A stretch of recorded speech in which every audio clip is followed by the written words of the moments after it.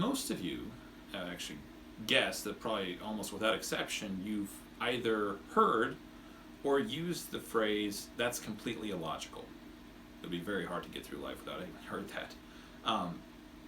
So a couple of questions arise when you think about this, or at least when I was thinking about it. I'm not for sure how unique I am with regards to this, but the question had arisen that, oh, come on, my mind just blanked out.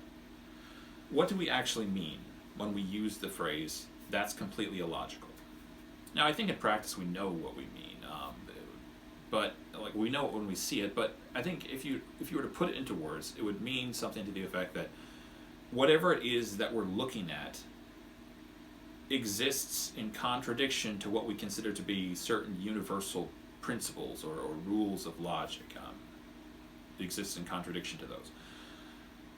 So if we're to take that as a basic definition, then another question I think arises to my mind. Is it reasonable to assume that logic does in fact apply to everything in the universe, right? And perhaps even that which is outside of the universe?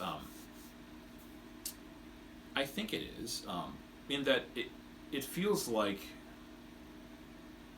if there were something that were truly illogical, we would have noticed it by now. Because a thing that would be truly illogical would exist in contradiction to that which is logical, everything else, and there would be a type of conflict. They wouldn't exist in harmony. They would become noticeable, I think, quite quickly.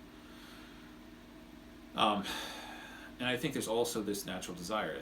I think that's kind of the reason there's this natural desire to want to reconcile that which seems to be illogical. For the record, I'm not entirely sure whether truly illogical things exist within the universe, but there's this natural desire, I think, in humans to want to reconcile that which seems to be illogical with everything else that is logical. I think this might be taking it one step further than I have, than maybe I should, but I feel like you could even say that logic would apply to whatever it was that came before the universe, or perhaps that would be okay, given that you can see kind of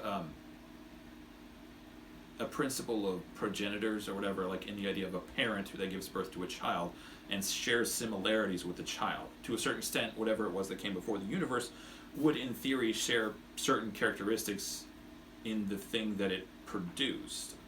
Maybe logic, even. Anyways, hopefully that made sense-ish. Thanks for watching. If you liked the video, please press the like button, subscribe, and leave a comment if you want to.